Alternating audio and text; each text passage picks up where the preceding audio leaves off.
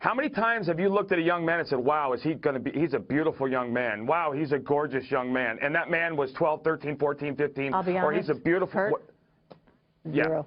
That's Curt Schilling, the only congressional hopeful with both a 95-mile-per-hour fastball and questionable takes on children. Probably. The middle child of Cliff and Mary Schilling, Curtis Montague Schilling was born in 1966 in Anchorage, Alaska. When Curt was brought home from the hospital, there was a baseball glove in his crib. The two would be inseparable for years to come. The family moved from state to state before winding up in the sweltering city of Phoenix, Arizona. At Shadow Mountain High School, Curt, in Michael Jordan-like fashion, didn't make his varsity team until he was a senior. Things quickly turned around for the young Schilling, though. At Yavapai Junior College, his team made it to the JUCO World Series during his first season. And in 1986, he was selected in the second round of the MLB draft by the Boston Red Sox. He spent 2 years in the minor leagues before being traded to the Baltimore Orioles in 1988, where his major league career started. Throughout the early 90s, Schilling was finding his footing in the league. He bounced around from Baltimore to Houston to Philadelphia, and then eventually back to where he spent his formative years, Phoenix, Arizona, playing for the Diamondbacks. In Arizona, Schilling became a household name. He was good at baseball. He led the Diamondbacks to their first World Series win in 2001, and 3 years later, after relocating to Massachusetts, led the Red Sox to their first title win in 86 years. Schilling retired a member of the 3,000 Strikeout Club and with 3 World Series championships under his belt. But before he officially retired from pitching baseballs, he started pitching video games. Schilling founded a video game company called 38 Studios in 2006. He seemingly got into video games as an alternative to a life of excess. I had a lot of free time, and if I wasn't going to be Charlie Sheen, I was going to stay married to my wife and do my thing.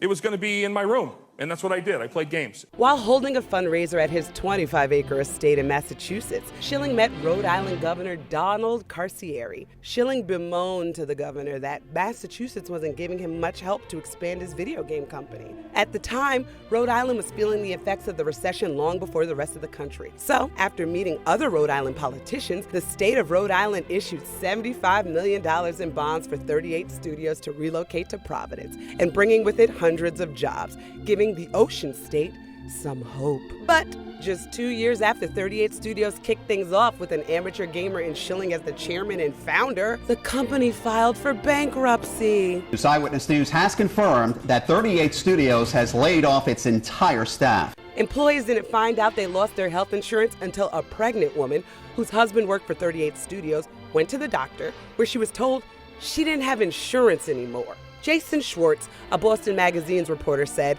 the demise of 38 Studios left several employees to shoulder the responsibilities of their unpaid mortgages that 38 Studios had agreed to take care of. In 2012, Rhode Island filed suit against Schilling, alleging fraud, racketeering, and conspiracy. Yo, that's 3 strikes. 38 Studios would be the first of many L's to come for Schilling's post-baseball career. After leaving employees high and dry, Schilling was able to recover thanks to his baseball chops. He landed a job at ESPN, but that was short-lived too, after posting and quickly deleting a meme comparing Muslims to Nazis. ESPN suspended the 3-time World Series champion and newly minted xenophobe. There is a very long-standing connection between Islam and the Nazi Party. ESPN finally ended their relationship with Schilling for good after he posted a picture of an overweight man wearing a wig and woman's clothing. It said, "Let him in to the restroom with your daughter, or else you're a narrow-minded, judgmental, unloving, racist bigot who needs to die." Schilling added, "A man is a man no matter what they call themselves. I don't care what they are, who they sleep with. Men's room was designed for the penis. Women's, not so much. Now you need laws telling us differently? Pathetic." Well, first off, I don't know how comparing Islamic extremists to Nazis or saying that men should use the men's rooms is controversial. I just assume those things are logical. But he wasn't totally out of work, of course. The far-right website Breitbart liked what they saw, so they hired Schilling to host a podcast. You're listening to the Curt Schilling Podcast. At Breitbart, Schilling could now tweet whatever he wanted without repercussions. So you know he did.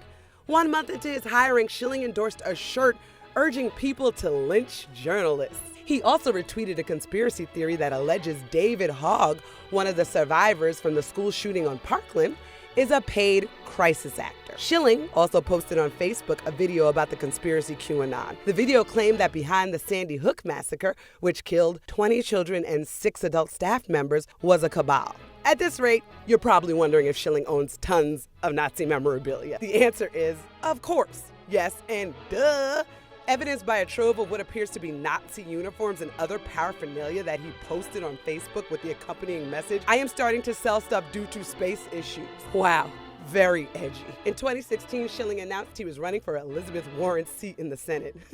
But he didn't end up running. 3 years later, he said he is absolutely considering running for Congress in Arizona.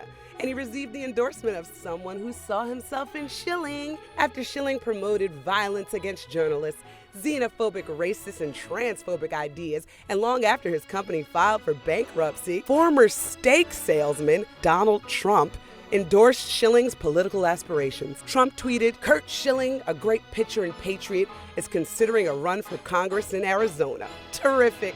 It's unclear which, if any, congressional district Schilling will compete for, and recently it looks like he may end up taking his talents back to the major league. Perhaps journalist Matt Taibbi said it best.